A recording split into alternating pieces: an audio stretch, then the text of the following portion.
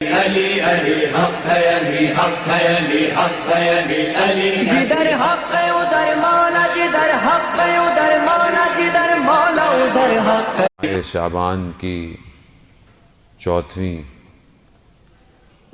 شب کا چاند جو ہے وہ طلوع ہو چکا ہے، اور ایک چاند بنی ہاشم کے گھر میں بھی آج شب طلوع ہو رہا ہے۔ قمر بنی ہاشم یعنی بنی ہاشم کا چاند۔ چاند وہ ہوتا ہے کہ جو تاریک راتوں کو روشنیوں میں بدلتا ہے۔ یہ وہ چاند ہے کہ جس نے کربلا کی تاریکی کو نور میں بدل دیا۔ اسی چاند کو آج اپنے وجود میں روشن کرنا ہے۔ یہ چاند بنی ہاشم کا نہیں ہے، یہ تا قیامت قمر ہے کہ جہاں بھی جوان زندگی میں کہیں بھٹکے وہ عباس کی طرف نگاہ کرے۔ جہاں بھی کوئی کسی پریشانی میں مبتلا ہو وہ عباس کے دروازے کی طرف رجوع کرے۔ جہاں بھی کسی ہاتھوں میں طاقت نہ ہو وہ عباس کا علم اٹھائے۔ یہی وہ ہاتھ ہیں عزیزان محترم کہ دشمن نے اس وقت ان دو بازوؤں کو بدن مبارک سے جدا کیا کہ یہ پرچم اسلام سرنگوں ہو جائے، مگر آج لاکھوں جوان محرم، سفر اور باقی ایام میں عباس کا پرچم اٹھا کر یہ بتاتے ہیں کہ تم نے دو ہاتھ بازو قلم کیے تھے، آج لاکھوں بازو اسی پرچم کو اٹھائے ہوئے ہیں۔ خوب اپنے آپ کو متصل کرنا ہے شب، ظاہر ہے آج وہ خوشی ہے اہل بیت کے گھر میں کہ گویا جس کی تمنا ہر ایک کر رہا ہے۔ ماہ شعبان در حقیقت میں کربلا کی تیاری ہے۔ حضرت زینب کی ولادت سے خود امام حسین علیہ السلام کا آنا، حضرت عباس، امام سجاد، علی اکبر، یہ سب کیا ہیں؟ یہ سب کربلا کی تیاری ہو رہی ہے۔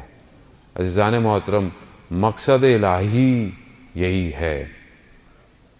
مولا کائنات حضرت علی ابن ابی طالب علیہ السلام، اللہم صلی علی محمد وآلہ، امام نے خود عباس کو خدا سے مانگا ہے کہ ایسا بیٹا عطا ہو کہ جو شجاعت میں، وفا میں، اطاعت میں اپنی کمال پر ہو۔ وہ مانگا گیا، تبھی اپنے بھائی سے کہا کہ مجھے ایسے گھرانے میں شادی کراؤ کہ جہاں سے شجاع فرزند پیدا ہوں۔ تو بہرحال ان کے بھائی نے جو ان کی رہنمائی کی اور اس کے بعد ان کو بتایا کہ یہ فیملی یہ ہے۔ گویا حضرت عباس کو حضرت علی نے خود تیار کیا جنگ کے لیے، اور جو جنگیں اس سے پہلے بھی ہوتی رہیں، مولا کائنات امام حسن، امام حسین علیہ السلام کو نہیں بھیجتے تھے جنگوں میں، کہ فرماتے تھے کہ تم دونوں رسول کے فرزند ہو، میں اپنے فرزند کو جنگ میں بھیجوں گا۔ یہی وجہ ہے کہ حضرت عباس جب ایک جنگ میں نقاب ڈال کر لڑتے رہے تو لوگوں نے دیکھا یہ تو بالکل علی کی طرح وار کرتا ہے، یہ علی کی طرح لڑتا ہے۔ ظاہر ہے جس کی تیاری خود مولا نے کی ہو تو وہ کیسا عباس ہوگا۔ مگر اسی عباس نے اپنی زندگی میں اطاعت اور پیروی سیکھی۔ کوئی مورخ، تاریخ دان مقاتل میں یہ نہیں لکھ پایا کہ پورے سفر میں کہیں عباس نے اپنے امام کو کوئی مشورہ دیا ہو، کہیں کچھ یہ کہا ہو کہ مولا ایسا نہیں، ایسا یہاں خیمے نہیں، یہاں لگا لیتے ہیں، نہیں ہے۔ میں نے نہیں دیکھا، البتہ میں چھوٹا سا ادنا سا طالب علم ہوں، میری نظر سے کہیں نہیں گزرا کہ کہیں عباس علیہ السلام نے اپنے امام کو کوئی مشورہ دیا ہو۔ اور بھی بھائی تھے، اور بھی امام حسین علیہ السلام کے اور بھی بھائی تھے جنہوں نے کہا کہ آپ جا تو رہے ہیں مگر خواتین کو کیوں لے کے جا رہے ہیں؟ جنت میں وہ بھی جائیں گے مگر جنت میں عباس بھی جائے گا۔ میرا چوتھا امام کہتا ہے اللہم صلی علی محمد وآلہ۔ چوتھے امام ارشاد فرماتے ہیں کہ خدا کے نزدیک قیامت والے دن حضرت عباس کا جو مرتبہ ہے اس کو جب تمام شہداء دیکھیں گے تو غبطہ کھائیں گے. یہ انسان کامل کہہ رہا ہے عزیزان محترم، یہ کسی تاریخ کا، مورخ کا، کسی خطیب کا جملہ نہیں ہے. چوتھا امام انسان کامل ہے، معصوم ہے. وہ جب اپنے چچا کی تعریف کر رہا ہے تو آپ سمجھ لیں کہ وہ کیا کہنا چاہ رہے ہیں. اور جگہوں پر بھی میرے چوتھے امام نے جب اپنے چچا کہا کہ میرے چچا نے اپنی جان کو قربان کیا میرے بابا کے اوپر، اپنے وقت کے امام، اور وفا کر کر دکھائی، وفا کو جلا بخشی. یہ جو الفاظ ہیں ان کو اپنے کمال پر پہنچایا. آج آپ کے ذہنوں میں جب بھی وفا آتی ہے سوائے عباس کے کوئی نام آتا ہی نہیں. تو آپ کے ذہن میں آئے تو آپ بات کریں، نہیں آتا کوئی بھی نام کوئی اور. صدر اسلام کا دور ہے، رسول خدا خاتم الانبیاء حضرت محمد مصطفیٰ اللہم صلی علی محمد وآل محمد، رسول خدا کے اپنے اصحاب کے ساتھ جا رہے ہیں. ایک دشت میں نکلے تو رسول خدا نے پوچھا کہ ابا ذر کہاں ہے، ابو ذر کہاں ہے؟ کہا نہیں پتا پیچھے، کہا انتظار کرو. تو دیکھا دور سے کوئی لڑکھڑاتا ہوا نظر آ رہا ہے. جیسے ہی قریب پہنچے دیکھا ہاں حضرت ابو ذر ہیں. گر گئے، بے ہوش ہو گئے پیاس کی تشنگی کی شدت کی وجہ سے. تو خدا نے کہا کہ ان کو پانی دیجئے، ان کے اوپر پانی دیجئے. تو صاحب نے بولا یا رسول اللہ ان کے پاس تو مشکیزے میں پانی بھرا ہوا ہے. جب پانی ڈالا گیا حضرت ابو ذر جب ہوش میں آئے تو رسول خدا نے فرمایا ابو ذر پانی تمہارے پاس تھا، تم نے کیوں پانی کو نہیں پیا، کیوں اپنے آپ کو اس حالت میں کہا؟ تو حضرت ابو ذر کہتے ہیں یا رسول اللہ میں نے دشت میں ایک جگہ گوارا پانی پایا، یعنی بہترین پانی پایا، میں نے مشکیزے کو بھر لیا، مگر میں نے کہا کہ جب تک رسول خدا پانی نہیں پئیں گے میں پانی نہیں پیوں گا. البتہ علماء کہتے ہیں کہ انسان مشکل میں ہو تو کر لیتے، مذمت نہیں تھی، لیکن ابو ذر نے وفا دکھائی رسول خدا کے لیے، میں پانی نہیں پیا. عزیزان محترم، عباس وہ واحد شخص ہے کہ جو پانی تک پہنچا کربلا میں، پانی کو ہاتھوں میں اٹھایا. فارسی کا شعر ہے، اس کا مفہوم یہ ہے کہ اپنے کف میں جب پانی کو اپنے قریب کیا تو عکس میں 6 ماہ کا بچہ نظر آیا. عباس نے پانی کو پانی پہ مار دیا. کیوں؟ کیونکہ جب میرا مولا پیاسا ہے میں پانی نہیں پی سکتا. علماء بیان کرتے ہیں حضرت عباس کا اور امام زمانہ کا. علماء بیان فرماتے ہیں کہ جہاں پہ بھی حضرت عباس کا ذکر ہو ان مجلس میں امام زمانہ تشریف لاتے ہیں. اللہم صلی علی محمد وآل محمد. عزیزان محترم، ہم دیکھیے کہ آج ہم وقت کے امام انشاءاللہ ان کی نظر نگاہیں ہماری طرف ہوں اور یقیناً ان کی نگاہیں ہماری طرف ہیں. اللہم صلی علی محمد آل محمد. خوب آئیں کہ جس طرح غازی عباس نے اپنے وقت کے امام کی اطاعت کی، ہم بھی آئیں اپنے وقت کے امام کی اطاعت کریں. بندے حقیر کو جب بھی توفیق ہوتی ہے کربلا جانے کی، غازی عباس سے میں ایک دعا ہمیشہ مانگتا ہوں زری کو پکڑ کے، وہ یہ کہ میں مولا غازی عباس جس طرح آپ نے اپنے وقت کے امام کی اطاعت کی اور اپنی جان کو قربان کیا، مجھے بھی یہ نوکری دیجئے کہ میں اپنے وقت کی امام کی اطاعت کروں اور اپنی جان کو قربان کروں. عزیزان محترم، غازی عباس کا ذکر سننے آئے اور وفا کے پیکر کا ذکر سننے آئے، اطاعت ذکر سننے آئے، اور دل میں یہ کہیں خیال ہی نہ ہو کہ میں بھی تو اپنے وقت کے امام پر قربانی دوں.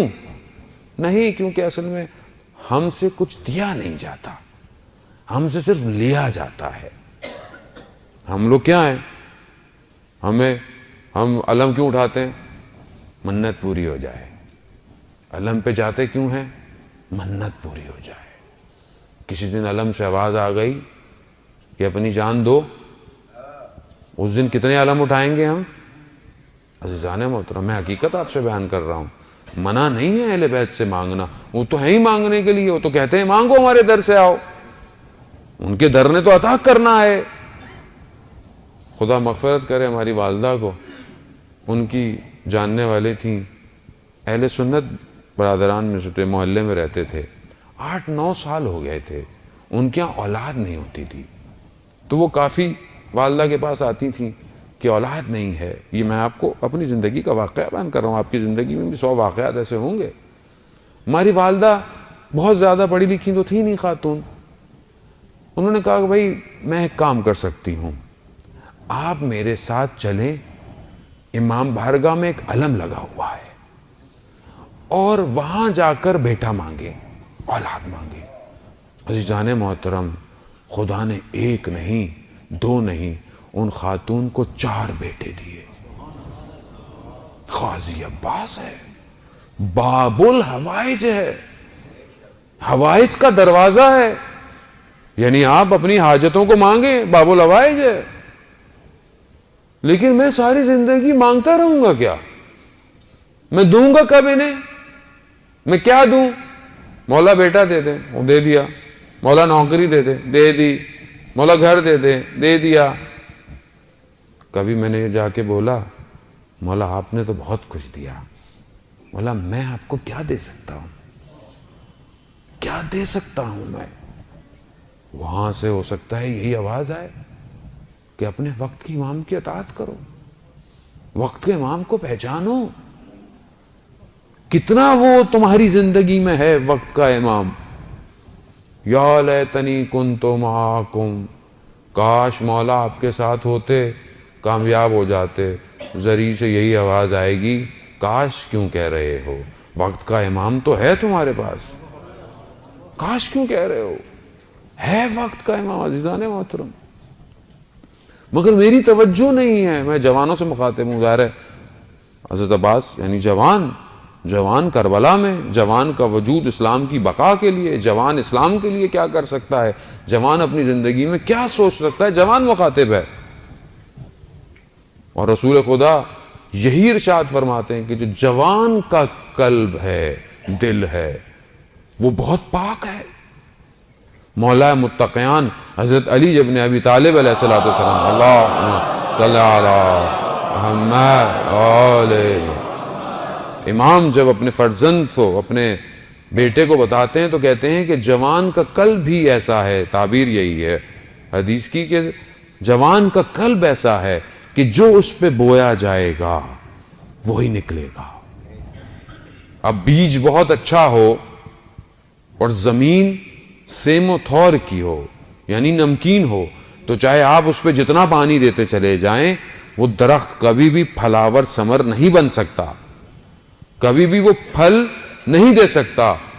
مگر بیج بھی اچھا ہو، زمین بھی اچھی ہو، دھوپ بھی لگتی ہو، پھر دیکھیں پانی بارش بننے سے وہاں پر سبز اور حلالی ہی کھلے گی۔ زمین اچھی ہونی چاہیے۔ خوب ہم نے اپنی زمین کو کتنا اچھا کیا ہوا ہے۔ یہ زمین کیسے اچھی ہوگی کہ اس کے اندر سے صرف خوشبوئیں نکلیں، گندگی پہ پانی گرتا ہے تو بدبو آتی ہے۔ جانے محترم تو اللہ غازی ارشاد فرماتے ہیں کہ امام حسین واسع رحمت ہے، رحمت ساری امام حسین سے ہے، لیکن اس واسع رحمت کا دروازہ ابو الفضل العباس ہے کہ تم اس در پہ آؤ گے تو حسین تک جا پاؤ گے۔ دروازہ ہے، جھکا ہوا ہے آج بھی حرم حسین کے حرم کی طرف۔ اس لیے تو کہا جاتا ہے کہ جب پہلے زیارت پر جاؤ تو کہاں جاؤ؟ پہلے غازی عباس کی زیارت کرو، اجازت لو، ادب کا تقاضا ہے۔ استاد فاطمی نے کہتے ہیں بعض لوگ بڑی بے ادبی کرتے ہیں، میں نہیں آؤں گا آئندہ، مولا میری یہ بات قبول نہیں ہے۔ کیا وہ بہتر جانتے ہیں تمہارے لیے بہتر کیا ہے؟ مولا میں تو یہ کیا، مولا میں نے وہ کیا۔ نہیں عزیزان محترم، جس عباس نے اپنے امام کے آگے آج تک آنکھیں نہ بلند کی ہوں، اس کے حرم پر آنکھیں جھکا کے جانا چاہیے، دلوں کو جھکا کے جانا چاہیے۔ عطا عباس ہی کے پاس ہے۔ عباس نے اپنے 2 بازو تو دیے کربلا میں، لیکن ساری قدرتوں کو سمیٹ لیا اپنے اندر۔ اب آپ جائیں مانگے۔ ایک خادم کہ جو کہتے ہیں کہ 12 نسلوں سے ہم حضرت عباس کے حرم کے خادم ہیں۔ عباس آل شیخ کشوان، کشوان کہتے ہیں جوتے رکھنے والے، جو جوتے رکھتے تھے نا، 400 سال سے زیادہ ان کے خاندان نے حضرت عباس کی حرم کی خدمت کی۔ چابی ہمیشہ سرداب کی ان کے پاس رہتی تھی۔ وہ کہتے ہیں کہ جمعے کا دن تھا، آج بھی جمعے کا دن ہے اتفاق سے، جمعے کا دن تھا، رات ہو چکی تھی، میں حرم میں بیٹھا ہوا تھا تو دیکھا کہ ایک عرب آیا اور اس نے کوئی ہاتھ میں کچھ چیز لپیٹی ہوئی تھی، اور جب ہٹایا تو دیکھا کہ کوئی ایسا لگتا تھا گوشت کا ٹکڑا ہی ہے بس، اور کہا عباس میں نے تو آپ سے اولاد مانگی تھی، یہ کیا دیا جو نہ ہل سکتا ہے نہ بول سکتا ہے، 7 سال سے میں اسے سنبھال رہا ہوں، اب میری بس ہو چکی ہے۔ یہ کہہ کر اس نے اس بچے کو جو کہ گوشت کا ٹکڑا ہی تھا زری کی طرف پھینکا اور فوراً باہر نکل گیا، اور زری سے وہ بچہ جب ٹکرایا تو کہتے ہیں اتنی آواز آئی کہ باہر ایوانوں تک آواز آئی۔ دوڑتا وہ شخص کہتا ہے کہ میں گیا کہ کہیں بچے کو لگ نہ گئی ہو، میں نے کہا تھا عجیب شخص ہے، اس طرح اولاد کو اپنی پھینک کر چلا گیا۔ میں نے بچے کو اٹھایا، اپنے آغوش میں اٹھایا، اپنی آبا کبا کے اندر اس کو لیا، اس کو بٹھایا۔ کہتا ہے 12:30 بجے یہ واقعہ ہوا۔ 1 بجے بچے کو میں نے دیکھا کہ اس کی آنکھوں میں آنسو آنا شروع ہو گئے، پھر میں نے دیکھا اس کے ہاتھوں میں حرکت شروع ہو گئی ہے۔ مجھے وہم سا ہوا، لیکن میں نے دیکھا تھوڑی دیر میں اس کے پاؤں میں بھی حرکت شروع ہو گئی ہے۔ میں نے باقی خداموں کو بلایا تو انہوں نے بھی دیکھا کہ ہاں صحیح ہوا۔ تھوڑی دیر میں بچہ اپنے پاؤں پہ کھڑا ہو گیا۔ صلی علی محمد وعلی محمد۔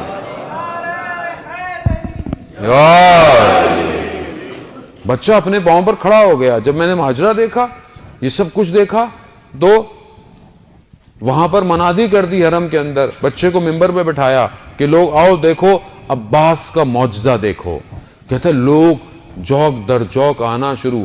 12 دفعہ کہتے ہیں ہم نے اس بچے کے لباس کو تبدیل کیا۔ کیوں؟ کیونکہ لوگ آتے تھے تو اس کے بدن کے کپڑے کو لے جاتے تھے تبرک کے لیے۔